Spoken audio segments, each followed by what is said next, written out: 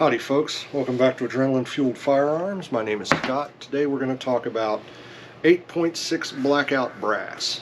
Now, for those of you who aren't familiar with 8.6 black and think I'm mispronouncing 300 black, no, really, it's a thing. It exists. Q came out with it last year, basically. It went live to the public. They've been working on it for a little while. It's a round that I'm learning to enjoy. It's a lot of fun. Low recoil, good impact downrange. I mean, you know what? I'm not even going to dig into it. I'm not going to get into it. Wiki it, look at the videos that are out there from other people shooting it, putting in ballistic blocks, a lot of other things. What I want to talk about today is the brass. There's not a lot of brass out there currently, to the best of my knowledge. You can only get the brass from Gorilla for approximately, I think it's about $1 a round for the brass, about $2.50 a round for the ammunition. The ammunition you need to be aware of is tailored to your barrel length. So when you look at the load chart from Q, it shows you the different loads for the different barrel lengths so you don't overpressure and blow your face off, which is very important. Safety is very important when engaging in shooting sports. Always remember that. Safety, training, don't be a rude dick. So on the brass side, obviously it's pretty hard to get.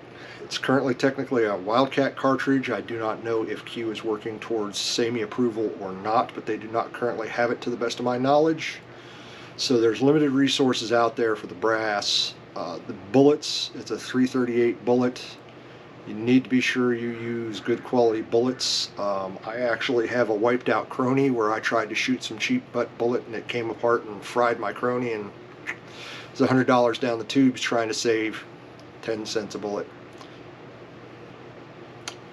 So, sourcing brass. The original parent cartridge for the 8.6 Blackout is 6.5 millimeter Creedmoor. This is kind of important.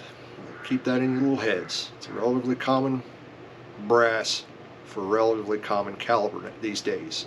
I shoot a lot of 6.5 Creedmoor. I had a lot of brass around. Resizing is going to probably be the best way that you're going to be able to get your hands on the brass for anything under $1 per round from Gorilla Ammunition for brand new virgin brass. So I want to talk a little about that. I'm not going to get into the technicalities on the whole process of the resizing. I am not experienced enough to do it myself, and I don't own a majority of the tools. So I have someone who's doing the reworking for me. So we're going to talk about what my plan was and how I went into this brass deal with looking for different things to do. So this is actually, I shot this today. This is 8.6 Blackout brass from Gorilla. Whoop, 8.6 Gorilla. I got all my virgin brass from Gorilla as loaded ammunition. I did not buy any Gorilla brass. Now I am having someone rework brass, actually not just from the 6.5 Creedmoor, but we're playing around with some other stuff too, and I want to talk about that. So I'm not going to get into the deep technicalities on how you resize, the tools you need, or anything else. I just want to talk about 8.6 millimeter Blackout. When you look at the blueprint for the cartridge that is available from Q's website, it gives you the thickness of the brass in the neck in order to make the proper dimension brass when you resize it. Resizing is something you're probably going to have to do yourself, or you can do other research on, or you may be able to find someone who will resize, which is what I did. 6.5 Creedmoor is what Q made theirs from, so there's an obvious one. But a lot of the ammunitions that fit the same bolt face with some work can be resized. My understanding, someone on the interwebs, because the interwebs are never wrong, somebody actually resized some 30-06 brass. Hey, that's great. What I'm having done is 6.5 millimeter large primer federal, or small primer federal brass being resized, and the neck's being cut down and it's being trimmed to length.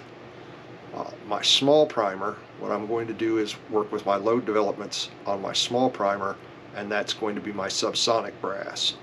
So that way, if I'm looking in my case tray and I'm like, okay, what's this? Well,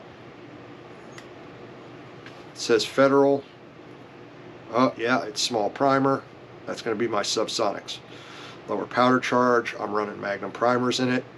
should burn just fine. I'll do some shooting videos and we'll do some afters and we'll see if I'm completely stoned out of my mind. But this is kind of some ideas of what I've done and why. I also got, out of my own stores, cellular and bellow brass. And what I'm doing with the cellular and bellow brass, which is a large primer brass, is that's going to be my supersonics, my Barnes Bullets supersonics. And then I have some mixed head stamp 308 brass that we're going to resize. And this will be my Hornady bullet brass. So that way, even above and beyond having it in different cases, if something happens with my labeling, because basement, flooding, who knows, I can open up my case and go, okay, what's my primer size? Okay, so that's this. And what's my head stamp say? Okay, well that's this. So even before I have to pull it out, look at it, and try to take a guesstimate off what the bullet looks like, just to separate it and sort it and do everything else. If you've seen my unicorn caliber video about my magazines with AR-15 and how chronically OCD I am on that, you probably won't be surprised by the fact that I've decided to do some crazy weird crap with resizing brass for 8.6 Blackout. But we have resized a few rounds of the 308. We resized a few rounds of the cellular and bellow and resized some of the small primer. I should have it in. I'm going to shoot it and look at some consistency and some other factors. But I just wanted to make this video real quick to kind of give you folks an idea of some of the possibilities when you're looking at trying to find your brass for 8.6, or if you're interested in 8.6 and you're trying to find some of the hurdles that you're going to encounter. Well, hurdle number one is ammo. It's just, so I'm not going to pimp Gorilla. I buy their products. They exist. I don't have an issue with it. I haven't had a quality control issue. The brass seems to be good. I don't really have any complaints, other than the fact I can't get enough of it and it's on the expensive side.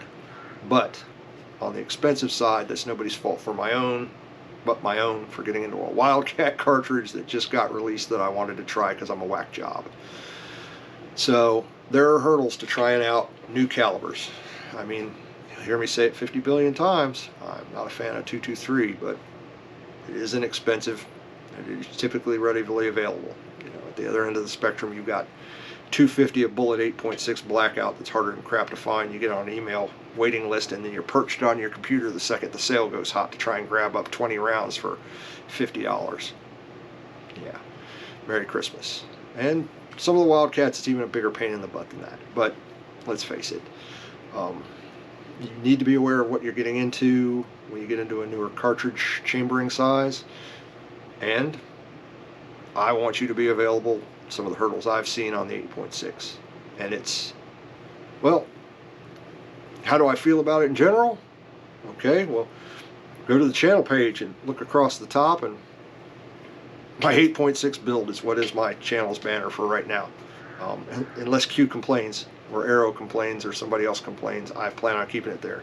Because as it stands, at this point, it's probably my favorite AR-10 chambering. The recoil is just, once you get this thing dialed in, I mean, I literally put it, I have a 24-inch 6.5 Creedmoor upper and a 24-inch 308 upper for my AR-10. You swap out, boom, boom, boom, boom, boom, same lower, Merry Christmas, all you're changing out is the upper. I placed the recoil on this 16-inch 8.6 upper just barely above this 24-inch heavier upper 6.5 Creedmoor. I mean, it's ridiculous. You're throwing this slug down range. And the way they engineered the cartridge, it's just the recoil is so minimal. 99.9% of the time, even freestanding shooting, if you've got yourself a decent solid position and you're shooting it, you can watch your round impact. I can't do that with 308 because I'm a scrawny runt, but I can do it most of the time with 6.5 Creedmoor, and for whatever reason, the way they design these cartridges, the recoil is so low. If you get a good solid position, you're going to be able to see your round impacts with a good optic. And this is a 6-hour 1 to 10 LPVO. At shorter ranges, I can see my impact with my red dot. I mean, it's just a marvelous round, in my opinion. Now, I haven't tried putting down a water buffalo like they have in the one video, or I'm banging steel and punching holes in paper and shooting trees that mouth off. Missouri has a sarcastic log problem, so I try to help that problem by shooting up a bunch of Missouri logs to try and get them to shut up, because I'm the only one allowed to be sarcastic on the property. So there we go. But the 8.6 Blackout brass is difficult to get, but it's well worth the effort, in my opinion, in order to be able to shoot it.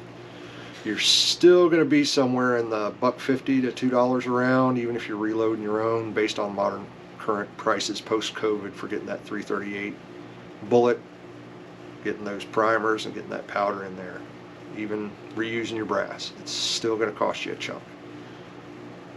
But to me, it's worthwhile. So, find somebody who can resize some. Be aware when you're looking for somebody to resize it, it's not just a neck size change.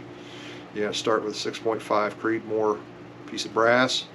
It's going to have to be, the neck's going to have to be moved, blown out, and then due to the thickness, all the brands of brass that we've found actually either need to be reamed out or turned down from the outside, because the neck brass is a little bit thick based on 6.5 Creedmoor and 308, even once you change your sizes, so it will need to be altered in order to properly chamber, either by having the outside brass trimmed or having the inside of the brass reamed out. And then when the size and everything is worked out, you need yourself a case gauge. I picked up a case gauge. Works good. There's a couple companies out there that have a case gauge available. Google it, get what you want, give it a try. I don't want to scare anybody away from trying this particular chambering. It's a lot of fun. Probably going to see quite a few videos for the 8.6 Blackout on this channel. So, like and subscribe, hit the notification bell, put some creative comments down in the box below. Be safe, train, indulge in your freedoms to the masses, shooting sports and watching videos, and just have a great time, folks. If you can't enjoy yourself, I can't help you. So, Scott with Adrenaline Fueled Firearms, thanks for tuning in. Hope to see you again.